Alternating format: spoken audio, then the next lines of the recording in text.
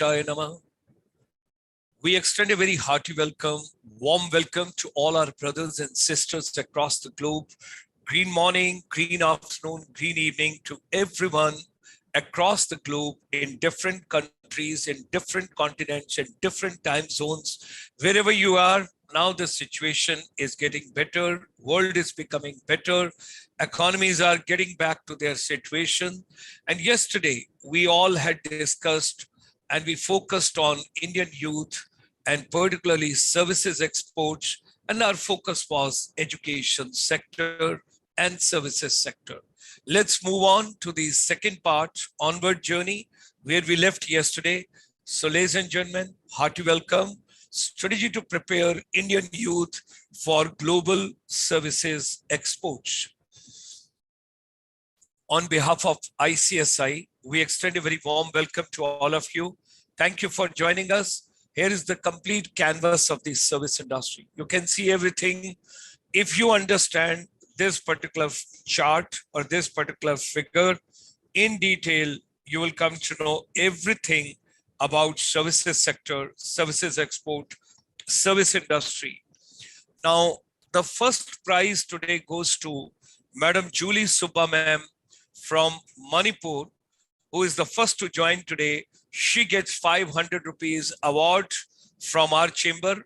That is the first surprise award, which is coming with the consent of Professor Vivek Shankar Natarajan ji, our advisor in USA, and our, the most respectable guest who joined, very kind yesterday. And he has come today as well to share the vision further. So with his consent, heartiest congratulations to Julie Subba ma'am. It's a women empowerment also. At the same time, Northeast India also. And getting across a small gesture from the chamber and through the good offices with Professor Vivek Shankar Natarajan ji, the constituent sectors of service industry, our focus is services exports. So Julie Subba ma'am on YouTube, joining first, hearty welcome, and you get 500 rupees this morning, this afternoon, this evening. During this pandemic, we have been focusing on teachers and youth empowerment. We discussed yesterday the global education services exports, how India should work in that particular direction. And today I want to clarify one very important position for all of you. We should not all the time talking about India is getting only 47,000 students coming from different countries. Kindly have a look at those countries. Where are they coming from? And who is paying for them? Are they coming on scholarship or are they paid students? What kind of a fee are they paying? And at the same time, 8 to 9 lakh Indians are going abroad. Kindly don't talk about only that segment. When we talk about services sector, it has got many verticals. It has got lots of hats which we can wear. And we should understand from that perspective that it is not only exclusively the education services exports, is that when we get more number of students coming to India. And particularly when I was talking with Professor Vivek Shankar Natarajan ji, he was educating me that why somebody will come from the developed countries to India. What would be the objective? What would be the purpose? They will not come for normal graduation. They will not come for our normal master degree program. That's available in abundance. And I think now economical world over. So why will they come to India? And that is the time I got the answer from Professor Vivek Shankar Natarajan ji, which we will share at the end of the webinar. I'll share with all of you. But meanwhile, we give opportunity to all of you. Anybody can post on the YouTube. Kindly write why somebody will come to India for higher education. Why somebody will come for studying in India. Now everything is going digital. Everything is technology based. It's a blended learning. It's online learning. It's a flipped learning. It's a hybrid mode of learning. Why somebody will come to India? What is the USP of India? You can post your comments on the YouTube while watching this particular program, and anybody who gives the correct answer, which I have received from Professor Vivek Shankar Natarajan ji, we will share at the end of the program and you get another 500 rupees reward today. So ladies and gentlemen, we discussed yesterday and we repeat it for the benefit of those are joining us today and who could not come yesterday, that the world population is aging. There are certain economies where the population is moving up, up and up. At the same time, medical facilities are also increasing. They are becoming better. And we also got to understand people will live longer. They will live healthy.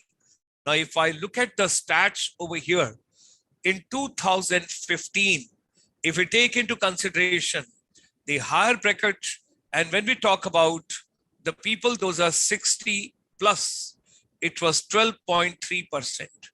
In 2030, that's in just 9 years from now, it's going to touch 16.5%. That means 901 million in 2015. It will move to 1,402 million 60 plus age group world over the people in 2030. And if I move little up, it's a very interesting and a very important study for everybody to know that in 2050, 21.5% population of the world. Just imagine, it's almost 22%. That means out of 100 people, 22 people will be almost 60 plus.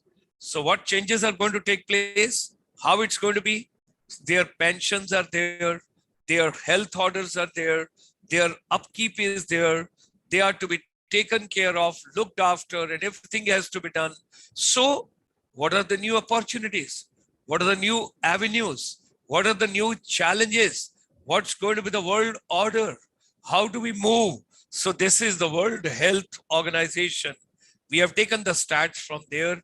So I was just sharing this info. Now, when the world population is aging, India can do the hand holding, but that's only possible when we skill our Indian youth.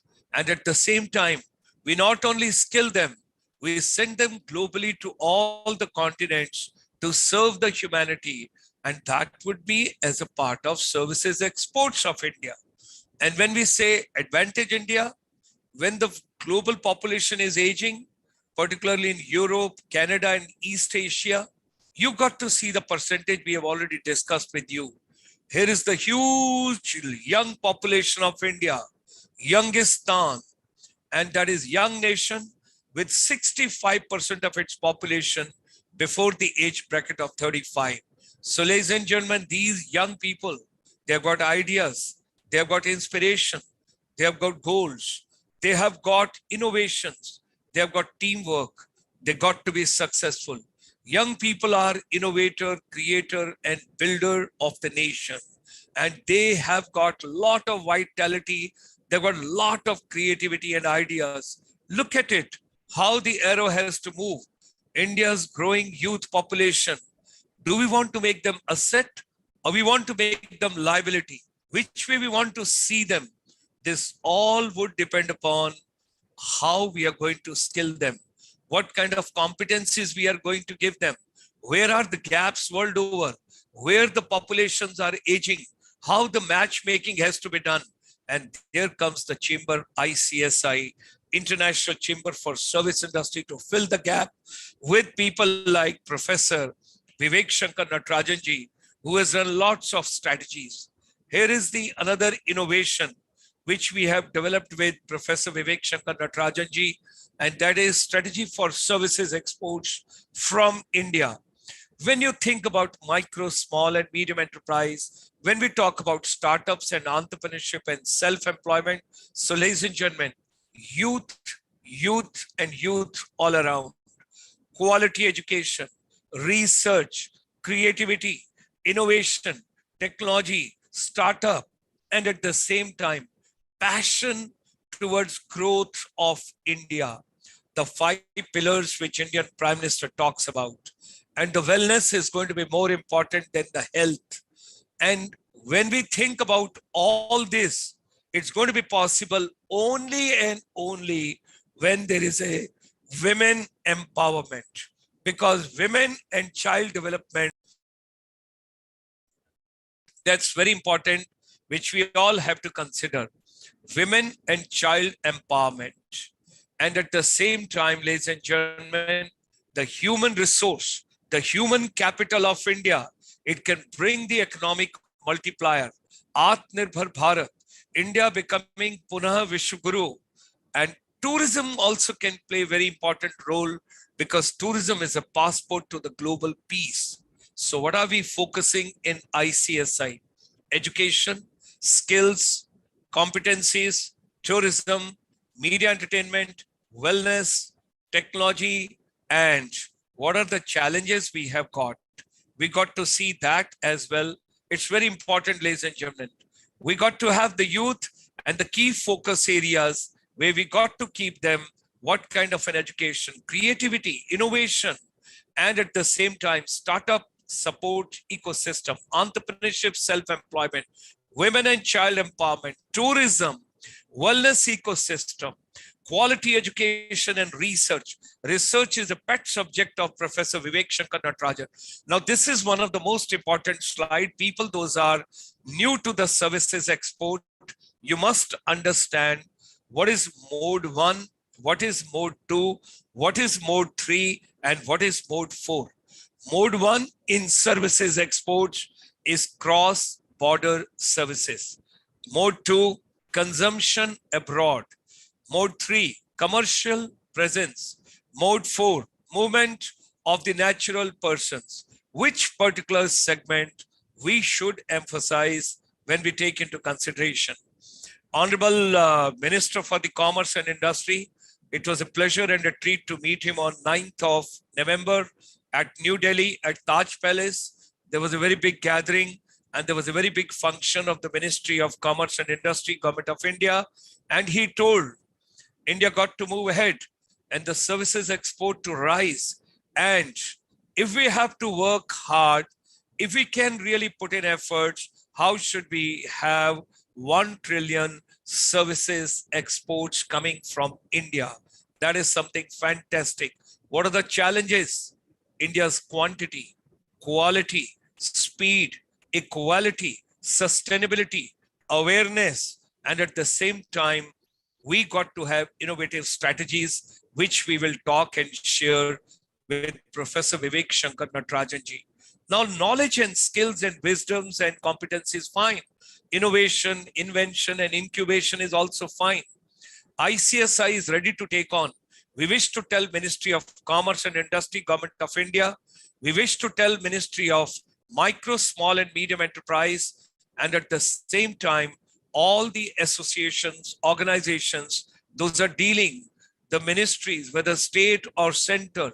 If you are dealing with the services sector, I think we can help a lot. Industrial motivational campaigns, pan-India awareness of the service industry, entrepreneurship development programs, entrepreneurship skill development programs, management development program, business skill development programs, and the journey to be taken. This is pan-India awareness campaign, which has to be taken. Our chamber is ready. We gave 3.5 years back to the government, and now also on the Ministry of MSME's website, when we see, we wish to request in a very humble way, let's focus on service industry. Service industry can push India's economy in a great way if we push our exports. Education, skills, and micro, small, medium enterprise, they are inseparable. We set up in 1994 finishing school, and now the digital mode which we adopted during pandemic, we have gone on to e-Gurukul. Education got to be relevant to our day-to-day life, our living, our style. This is the homepage of ICSI website. You can see service industry strategists and facilitators. We have got a global confluence, and the non-resident Indian diaspora, and all other dignitaries from the world over, we are bringing on a common platform. So ladies and gentlemen, back to basics of life, basic food, basic health, basic happiness, basic education, all to be taken. And we all should realize whatever we can think and whatever we can conceive, idea remains idea if you do not turn into reality or implementation. So, ladies and gentlemen, whatsoever human mind can conceive and believe, it can achieve if you all come together and there are collaborative efforts. Tomorrow, once again, we will move on to third part, strategy to prepare Indian youth global services export. This entire week we have dedicated, and Saturday with Mr. Tyrone D. Brass, all the way from Meghalaya, our advisor for the Northeast India on education vertical. We will bring a very big program for all of you, and we would talk to the youth of Northeast part of India, how they can prepare themselves as a part of global services exports strategy. So, ladies and gentlemen, whether business or society or innovation or whatever you think in collaboration, this is your YouTube channel. Do come, do like it, share, subscribe, and be a part of every day's deliberation. Every evening at 8 p.m., we are with you. So let's move on with Professor Dr. Vivek Shankar Natarajan ji, all the way from Texas. If you remember, the Honorable Prime Minister of India had gone to Houston, and there were more than 50,000 people together at a common place, and Professor Vivek Shankar Natarajan being a part of that. So, ladies and gentlemen, let's develop the strategy. Let's take on our youth and let's focus on global services exports. With these words, we extend a very hearty welcome to Professor Vivek Shankar Natarajan ji, right from United States. And I would request him, let's start with our Indian prayers and we take on today's program further, and let's have some innovative ideas from your side. Today, let's focus on marketing strategy, innovative marketing strategy. You are a strategist and we would like to pick up maximum threads from you. With these words, hearty welcome to you. Om Shri Gurubhyo Namaha, Guru Brahma, Guru Vishnu, Guru Devo Maheshwaraha, Guru Sakshat Parabrahma, Tasmai Shri Gurave Namaha. Gulshan ji, thank you for that warm introduction. When they said the Ram Setu was done, there were squirrels also playing a little role. They also carried one stone. So I think I am like that squirrel in the Ramayana. Basically, we are all doing our small roles in this big effort where Bharat ko Vishwaguru banna hai. So in that sense, I think services export is a big part of that. For the simple reason, as you already mentioned, we deliberated on it yesterday. Whereas the world population is aging, India will still have a relatively good percentage of young population. So that relative, youth in India is going to be the demographic dividend. So with that being the thing, so I think that is where the strategy. You use the word strategy, marketing, and all that.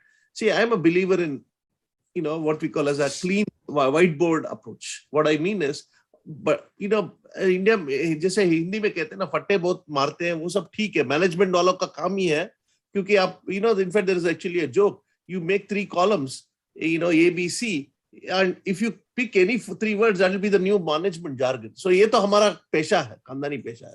So ये तो ये करते हैं, दुकान बंद नहीं करना है, दुकान चलाना है हमको, तो ये तो मैनेजमेंट वाले करते हैं, ठीक है, and I find logic in it.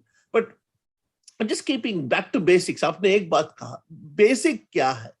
See, what is the goal of all of these? The goal of all of this is the nation should seek the well-being, and in that, one of the objects of that is keeping the citizens gainfully employed and making sure they achieve prosperity so that they can fulfill their life aims.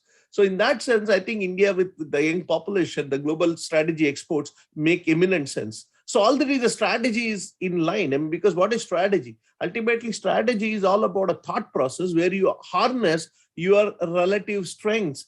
When I say relative strengths, that means strengths relative to your other people. So other countries and other nations, what do you have that is important? What is something that will help you get ahead?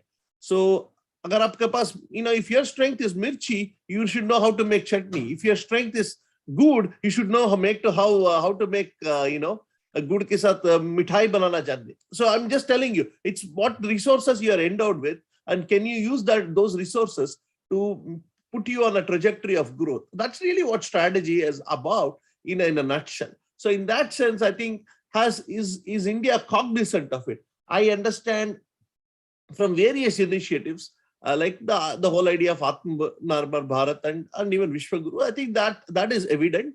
And obviously the new education policy is also talking about all of this. Now, the question is, the government can only do so much. The government can only put the roads, but it is for us to drive the vehicles. And this is where the industry, the education ecosystem, and even the associations like ICSI, which are think tanks, need to come together. And I'm very glad in that space, we are all coming together. So obviously, what are the things we can do? I want to take one module at a time. So let's say, and I'm very glad, Gulshanji, you talked about those 4 kind of stages of going global. So where, just sending an email about learning from another country, that is one level. So that might be, when we talk about, international trade or going global, a country can go global in 5 stages. The first stage is exports. The second stage is licensing. Third stage is joint venture. Fourth stage is wholly owned subsidiary. So 4 stages. So as you go from one stage to another, your risk and reward definitely increases. The risk is higher when you go, from exports to joint venture for a wholly owned industry, joint venture to subsidiaries and stuff like that. So that's typically the model of globalization. So what you've done is you kind of used the same logic and talked about it in the context of services, and that makes eminent sense. So I'll tell you, the first step is that happening, and that's very evident. Well, it's already happening. Look at you and me. We are already using talents, and I think Gulshanji is the first. He's probably using the best, putting the power of NRIs to the best use. I mean, you are bringing people across the globe, as Thomas Friedman lightly said, the world is flat, and the person who is driving a lot of miles on this flat road is Major Gulshan Sharma, right? You are really putting everybody, Canada and, USA, I don't know, maybe the only other place I'd see this level of people from various countries is probably the United Nations. So you are kind of competing with the UNO in terms of bringing, and you're doing this from a single office, in Chandigarh. So it's pretty, and this is frugal. You're doing things in a very frugal way. So you're talking of innovation. You are right now, you are an exemplar of innovation. And what is that? How are you doing that? I'm just using this as an example. You are basically taking the strengths that you have and putting it to maximum use. And that's, to me, is innovation. I'm not going into very textbook examples, because I think the idea is people should get the concept. So as I said, when you talk of innovation, necessity is the mother of innovation. And I think my understanding of the industry, the companies and the organizations in India is essentially because of our nature of our economy, our political economy, we tend to be innovative because I think we are very goal oriented. And whatever it takes to meet that goal with whatever constraints we have, we try to achieve it. And there's also a whole stream of research on frugal innovation. So just this is context, because you use the word. And what is marketing? At the end of the day, marketing is understanding whether there's a need, and if such need exists, how do you make sure your product gets adopted or used by the consumer in a way that generates a meaningful transaction or exchange for both the parties. So in that sense, that's typically, I'm just giving you the concepts. So coming back to the service industry, I want to take one example here. At least in the US, for example, one area that is definitely, I think there is definitely a shortage, or for a long time, people have been talking about shortage of nurses. Nursing programs, all the time, the enrollments are through the roof. Any school, any university wants to grow. One area that they've been able to grow successfully is having nursing programs on their thing. And even then, US does import quite a bit of nurses. It does, and post-pandemic, people are talking about a burnout, and there's also shortage of nurses, especially with the kind of the way the healthcare industry is stretched out. So there are all sorts of incentives that are in place. So can we play a role in mitigating that? And already Indian nurses have done well in the US. There has already been mechanisms. So can we do more? I think that's an area. Those are the kind of areas we need to go after. So of course, even the physician shortage is still there, but there are definitely barriers to entry. The Indian doctors have done really well. I do know from personal examples that, getting into the USMLE and all that is getting increasingly, the bar has been higher for the Indian doctors. But definitely Indian nurses, definitely there's opportunity, and even paramedical professionals have come. The physiotherapists I see typically tend to be of Indian origin, and they have done really well. And these are all skills where the education, you're not spending an arm and a leg. For example, a medicine seat, it's almost like about 3 crores, couple of crores. And, and after that you come here, you have to take a loan. And by the time you make money, you kind of pay off your student loans, you'll be 60 years old, right? And do you get a chance to retire? You probably work till you're 70. And at that time you're cognitively challenged, probably you have to retire, right? Whereas, a paramedical or even nursing, the problem, the pay may not be as high as that you would get in an MD profession, but definitely there is that opportunity. So I think it's important we assess where are the skills, where are there skill gaps, and where the basic education can be provided, and the folks can come and get certified very easily. And I'm informed the paramedical or not exactly the medical industry, but even the paramedical nursing, that's one area that India could definitely focus on, and it's already focusing on. And especially, for most of the nurses of Indian origin tend to come from one part of India, which is the southern part of India, especially Kerala. And that's there is a rationale for that. But, I think Northeast especially would have eminently very good potential in that space, because I think that industry I've seen, the Northeast part of India has really produced a lot of good hospitality and health workers. And I think that's an area for growth. It's just my, I'm not using numbers here. It's based on my understanding of the market. So I thought that's one example. The other example that I think is already happening in some sense is the idea of, you mentioned about why would people want to come to India? And I can tell you, if you can look at the NRIs as just one growth area, as it is, a lot of NRIs are actually consuming a lot of services from India in the form of education. For example, I can tell you, learning music and learning dance, there is the ecosystem within the US, but now slowly with technology and Zoom and previously it was Skype, there is already a cottage industry that exists. So, and a lot of this is not driven by anything else, but just a need for culture. So can we create more such things? For example, I know in our own group, there has been always a heartfelt need. How can I pursue a degree in Sanskrit or yoga online? And we have not had much success in that space. The institutions within the US are doing a good job, but getting into an online program within India, that ecosystem is still, there is a lot of potential, is what I'm saying. So if I want to know more about the Ayurveda, or I want to pass a degree in Sanskrit, or even get a degree in Sanskrit, India should be the one that should be offering. We don't have those kind of courses. So there's definitely opportunity there. And this, I was just talking of NRIs as one group. And definitely we think NRIs, this is a very strong group. It's one of the most, it might be a minority, but the purchasing power is very intense. And this has not been tapped. I think there's an opportunity there. Same thing, I think our Prime Minister already has the vision, he has put the yoga and Ayurveda on the world map.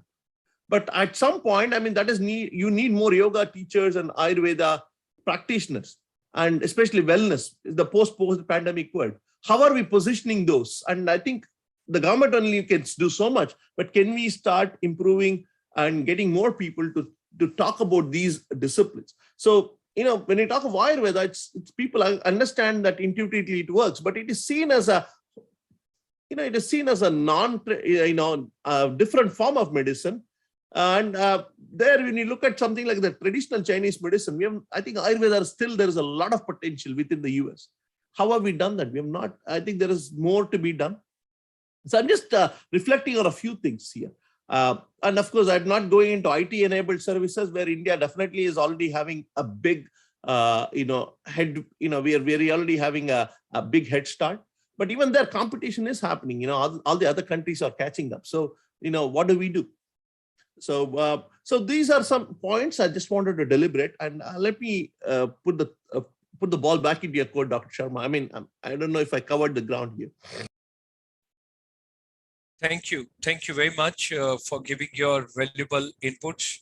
In fact, I noted down all where you talked about the joint ventures, the exports, and the whole subsidiary, and a couple of other things which you have given over here. And then you also emphasized on India could groom, train, skill, and give the competencies to the children, particularly for nursing, paramedical, caretakers, and others, those can come. And there you talk that besides Kerala, we can also focus on, because soft skills are very strong as far as Northeast is concerned. And then you were talking about learning Indian music, dance, and degree in yoga online. And then you also made a mention that still there is a tremendous potential with regard to Ayurveda for the people world over who would like to follow. Yoga already has become quite popular and people are following because they want to live healthy. If you want to think positive, talk positive, walk positive, sleep positive, get up positive, then the yoga plays a very important role in our life. Now, there was a very interesting one of the research which I had gone through a couple of days back. It was very, very rewarding research. World over, ladies and gentlemen, there are refugees. And those refugees are living on the periphery of certain countries in the tentage, given the basic assistance, whatever best could be provided to them. This particular pandemic has brought a new kind of a phenomena, a new kind of shift in the refugees as well ecosystem. And when I studied that carefully, our chamber got the hand and we came to know that the countries where there was a shortage of doctors, nurses, paramedical, and other people, they picked up a lot of biodatas and they picked up a lot of CVs and they picked up a lot of people out of the refugees. And their services were taken. And slowly and gradually during the pandemic itself, they got the roads in to move into those countries. So what Professor Vivek Shankar ji was trying to emphasize, if you have got any kind of a competency, if you have got any kind of a skill, and if you really excel in something, then the world is the platform. The globe is the platform. And you can move any country, any point of time, anywhere. A lot of comments are coming from the participants on the YouTube with the consent of Professor Vivek Shankar Natarajan ji. Just let me read few. Anand Mukherjee, hearty welcome. You join us from Kolkata. Northeast India can offer a huge potential for the service industry development. Yes. From Indian Air Force, we have got Mahesh ji, who is joining us. He is writing, parameters for judging skills or knowledgeable of the youth required to be changed by the educators and the government. Then only the mindset of the parents will gradually get changed. Very important point.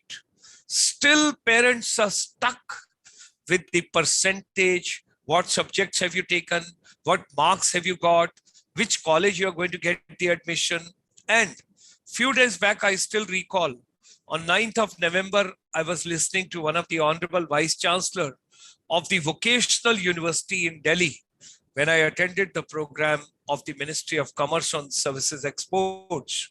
And there I learned, still there is a challenge for children to choose bachelor's in vocational or master's in vocational vis-a-vis the traditional subject which parents have been fulfilling their inspiration instead of children inspiration. I think parents, all of them, they have to be sent together for a beautiful with their pre-tickets to be issued by all of us for the Three Idiot movie, which they should see once again, where one of the candidates, he says to his dad, I'm not interested to become engineer, rather I want to go for photography for the wildlife tourism. And that was something amazing. And finally, his father says, go and fulfill your desire.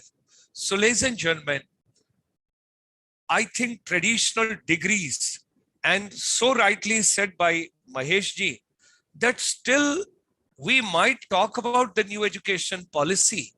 We might talk about NEP 2020. We might talk about 6% of the GDP to be spent on education ecosystem. We might say that 67 times a word vocational has been repeated in 60 pages in the new education policy. But unless that comes in totality in implementation, and where we start respecting this electrician job, who can repair the desktop, who can repair my television, and whatsoever is to be there, I think that person has to be regarded and rewarded. Like our chamber has been telling earlier, that the teachers, those are handling small kids from, the kindergarten up, when you talk up to the 10 years of age, they should be highest paid world over, because those are the formative years of the children where they form a particular kind of a personality and imprints. Similar way, people, those are dealing with vocational, but practical vocational. And another recommendation which Professor Vivek Shankar ji quietly gave it to me, and I take it in a very positive way when he told me, why not the budget of the government colleges, universities, and institutions should be linked, that the children, those are coming out after finishing their graduation or master degree program, what kind of employment, what kind of startup, what kind of innovation, what kind of entrepreneurship, and up to 1 year, every college and every university and every institution should be responsible to keep a track record of every child. And after 1 year, it should be decided the grant to be given, the government grant to be given, if we really want to make the system accountable, because that is something very important. Another thing, we are making B.Ed degree now for 4 years. Great, fine. From 2 years, we go to 4 years. Where is the yardstick? Where is the barometer? Where do we see? How do we measure? Is it qualitative or is it quantitative? How do I measure how much which particular person is passionate, dedicated, and devoted to empower the Indian education ecosystem in realistic terms? And the other day, Professor Vivek Shankar ji, he brought with him Dr. Karpari, who had been the president of one of the universities in United States. And he told, why education is so expensive? Why not education should become affordable? And now, once the pandemic has taught all of us that the world is one global village, and we all are on a common platform, why not the digital education, e-learning, online learning, and the people, those complain all the time and say, no, education cannot be taken up outside classroom. How will we teach practical? Mind you, education is more practical. Children are enjoying much more when there is a transparent and open education where everybody can see, and even the parents have become more responsible now because they are sitting next to their children on the desktop or on the laptop, and they are watching what is being covered, which particular way. Yes, we got to pick up new pedagogies, new andragogies. We got to take on new innovations. As far as education delivery mechanism is concerned, the world over, everything got changed except education. We were going obsolete. We were becoming obsolescent. And this particular corona should be a wake-up call and a shake-up call to the entire education ecosystem and the fraternity. And we very, very strongly believe that technology, digital technology, open education, hybrid education, flip education, outside classroom education is more relevant. Earlier, the children were shy. The teacher is in a position to take 40 kids, 50 kids, 60 kids. Now you can take 600,000 kids together in one go. You deliver a talk and that can go universal. It can buzz out world over to everybody and anybody, whether you are in village or you are in urban, whether you are in convent or you are in rural, it can reach out to everybody. Why not education should reach out the last mile to the last person in the villages? Because India still live in villages. We are still rural. Indian economy is rural. People, those are coming to India to see real India, authentic India. They're not coming for your 5-star or 7-star luxury. They're coming to see real India, authentic India, rural India, village India, ecotourism India, and nature tourism India, and which is in the interiors where there's a organic farming and there's a fresh air and a fresh oxygen. That's what people are asking for and looking forward to. I would request Professor Vivek Shankar Natarajan ji to take on the further from here. What is the strategy you would like to tell us? What is the strategy we should adopt? How do we go by? And what exactly is the solution? Because my challenge is my quantity. I do not want to take my youth and my population as a liability. It's my asset. It's my treasure. It's my gold mine. It's my virasat. And I want to put this particular, the population and my youth, chiseled way, dignified way, innovative way, creative way, collaborative way, with the speed and technology world over that they take the global platform. Please tell me. Lot of points, Gulshan ji. I think what you एक साल लग जाएगा पूरा respond करने में. विषय दे दिया तो मैं आपको I'll just say, I mean, I agree with. For example, I don't know this whole debate. I think let me take one thing. Parents versus children. Marks versus skills. So this is kind of, it goes back to philosophy. Indian philosophy, there's always this belief. Should we do karam card or should we go for gyan? There's always this debate. I think it's never, bipolar wala nahi. You always take the Bhagavad Gita basically says the middle path.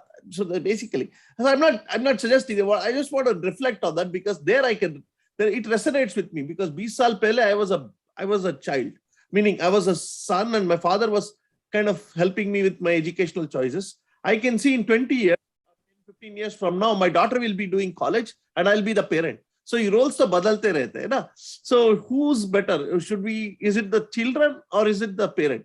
So I'll reflect on that. I think, I'm reminded of one profound saying by Swami Chinmayananda. And I think sometimes these people say things in a way that they give you good guidance. So he basically says, children are not vessels to be filled up, they are lamps to be lit. And so what to say is, it's a very profound statement. Please reflect on it. Children are not vessels to be filled or pots to be filled, they are lamps to be lit. Iska matlab hai ki there is an inbuilt apparatus for children to see where they will excel. That's really one of the beliefs that I can see that. But I've also seen enough examples where kids have done things and then they come back and tell parents, could you not have told me? See, because you have to learn from your parents have an interest in you. So my argument would be that, I think it is important. I think it is important for parents to have a role, especially if they are the ones who are paying the tuition, right? It's not in the Western countries, for most part, the kids earn and they pay for the tuition. In India, it's still where the parents pay for it. I mean, even up till my graduate program, my father did pay for it. So I think he has a role as a stakeholder, right? If I'm investing in a project, I better know if the project will make money or not, right? Virasat to theek hai, but basically our scriptures also say, आप अपने father से 1 रुपए लेते हो तो उसको 2 रुपए बनाओ, उसका आधा, don't make it चवानी मत बनाओ, don't उसका मतलब you are not supposed to destroy your family wealth. So in that spirit, I think it is important to have conversation. I get it, but at the same time, see, people ask me skills versus grades, but it goes back to how do I know somebody has skills? That is hard. That's an intangible thing. So basically grades become a proxy for it. But the bigger question is there a congruence? Is there a connection between grades and skills? And if not, then there is a problem. But as long as grades are reflecting skills, I am okay with that. I think it's not an either or. I think what we should say is increasingly there should be more congruence for grades, and you should also have you should go beyond testing people on a rote exam to other things. There has to be multiple forms of grading. In fact, in the scientific method, we always say one thing. It is better to have more than one measure. A single measure is never a scientific thing. So you should have multiple measures. And if there is reliability, if there is congruence between all of them, then maybe you have more robustness. And then you should also triangulate the data. So if you say somebody can do surgery, obviously, at least the least thing is, if he has got 95% points in surgery out of 100, I mean, give him a dummy and ask him to show where he will cut, where he will make the incision. And if you cannot figure that out, the grade is a waste. So I think you have to have these practicals. And I think having multiple forms of grading and having multiple assessments by multiple people, just the same professor, usko padhayega bhi, usko fir number bhi dega, that is a problem. Have more people assess you. Because if 10 people can say you have something common and this is at random, then you will have something. And those might require more expensive thing, but once with online teaching and online grading, some of these problems can be mitigated. That's where technology will be a solution to it. So this either or business, is it parents or children's? I think at the end of the day, the child's success matters. Same thing, is it online education? Is it basically grades versus skills? Not really. You have to combine the two. I mean, as they say in life, given a choice, take both. I mean, why are we looking at it as a bipolar thing? I think you need both. But at the end of the day, skills is long term, grades. But to survive the long term, you need short term. So grades will reflect the short term understanding of skills, and in the long term, what you do in your work will play out. So that's why I say the good grades will help you get your first job. But after that, it's your performance, right? So I think that is where I wanted to reflect. I mean, there are multiple other points you brought about, Gulchanji. And I think sometimes mujhe bhi lagta hai ki because as we say, a teacher is a student for life. I have to listen to whatever you said again. And I have to respond to some more other points that you made. You have made a lot of points. As I said, apne pura sagar utar diya. I'm just giving you sirf ek balti bucket leke aapko de raha hu. That's what I'm reflecting on. So thank you. We'll take on the journey forward tomorrow. Our focus is youth. Our focus is education. Our focus is skills. Our focus is service industry. And our focus is services exports. And our focus is how India's economy can be benefited by the services exports impetus, and what kind of a measures and what kind of a reforms and what kind of a policy frameworks and what changes has to be brought in the existing systems, like the red letter day down the history. We will always be thankful to present government of India on 13th of May, when they declared last year that now onward, the services sector will be at par with the manufacturing sector as far as MSMEs are concerned. That was on 13th of May, 2020. India's finance minister, she gave the new definition after Honorable Prime Minister of India, Shri Narendra Modi ji, on 11th May last year on the Atmanirbhar Bharat, when he talked about 5 pillars. Now, a lot of comments are coming, a lot of people are writing, and somebody has mentioned the mindset of the parents will change in times to come, but it will happen gradually and not overnight, where they start realizing that skills are equally important as anything else. Now, besides, Julie Subba ma'am joining first today, other comments which are posted over here. Vivek Shankar Natarajan ji, would you like to pick up anybody else for the reward from the YouTube to whom you consider that the person deserves, and you can just go through. And I'm also very happy to share with you that Madam Nyodu, she has joined us from Arunachal Pradesh, who won the scholarship on 15th of July 2020, if you recall, 2021. That is, this year when we had International Youth Day, and we were celebrating the World Skill Day. That day you announced and she got the scholarship. Next year, July, she moves to United States. So she has also joined this evening. I'm happy. Panditji is joining us over here from Mumbai, who wrote India's first tourism song way back in 1995. We have also been joined by Indian Air Force, that is Mahesh ji. Claudia is there, and then Laishram Damini ji is there, and Rosie Chakma from Tripura is there, and the Nancy Sangma from Garo Hills is there, and rightly quoted by Professor Sahib, still our children depend on their parents during their learning age, whereas in abroad, it's altogether opposite. So like quite a bit of it. Shivani Gogai from Assam, Anjan Kumar Bora from Assam, and Mamta Chauhan from all the way Uttarakhand, and Avantika, and then Balkrishanji from Pathankot, Anand Mukherjee, Mahesh ji, and all other dignitaries. Today, Sakshi ma'am is not there, Vimal ji is not there, Kim Kipken, Rahul Budho, great. And we have been joined by Jova Lakshmi, all the way from Chennai. So it's really, really nice to get the views from all of them. And it's all up to Vivek Shankar Natarajan ji. So you can announce Professor Vivek Shankar Natarajan ji. Yeah, so a lot of good points. It was hard, but today I want to pick a veteran from the Armed Forces. Indian Air Force. Indian Air Force. So, okay. So would you announce the name?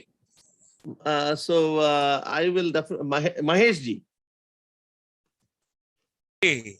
So heartiest congratulations to Mahesh ji for getting a small token of gesture of 500 rupees from the chamber. It's really a privilege. Thank you very much for joining us this evening. And wherever you are, thank you. And we will send you 500 rupees. And then we have got Julie Super ma'am. Already we have announced. So thank you very much, Vivek Shankar ji. We'll take on the journey forward tomorrow. And we'll move ahead from here tomorrow. And tomorrow I would request my colleague, Dr. Chitra Kapoor, to take on the session, because she has got a lot of points to discuss with you. And I have requested her. And she told me, sir, would you be kind enough to give me an opportunity to interact with Vivek Shankar Natarajan ji? I said, more than welcome. So tomorrow we will take on the services exports further. And with that, we come to the end of today's session and look forward meeting all of you tomorrow evening, ladies and gentlemen, at 8 p.m. Indian Standard Time. So green morning, green afternoon, and green evening. And Professor Ji, a great day ahead to you. Thank you very much. Gulshan ji, I want to make one point. I want to place one thing on record. Yes. Yes. Guest है. मैं तो अब एक साल आपके साथ आ गया हूँ. तो बेसिकली एक साल इंडिया में जब आपके घर रह जाते हैं, आप गेस्ट नहीं मानते, उसका पोस्ट मान, you become part of the family. तो आपसे अब टेंशन मत लीजिए. Only thing is my time zone और my regular job constraint sometimes might prevent me, but otherwise I am my engagement with ICSI is 24/7/365. So in fact डर कभी-कभी मैं सपने भी मेरा सोचता हूँ, गुलशन जी की आवाज सुनाई पड़ती है, ये तो क्या कर रहा है, बच्चों को नौकरी मिलेगा. So that is, so it become a mantra to me. So I am very deeply attached. So we are glad to keep the deliberations going. संवाद चलता रहना चाहिए, चिंतन मंथन होता रहे. We want भारत को पुनः विश्व गुरु बनना है. यही इसके साथ let us meet tomorrow, sir. Thank you. And your closing prayers, and thereafter then we close the session. Om sarve bhavantu sukhinaha, sarve santu niramayaha, सर्वे भद्राणि पश्यन्तु मा कश्चित् दुःख भाग् भवेत्। ओम शांति शांति शांति ही। धन्यवाद। Thank you very much, Professor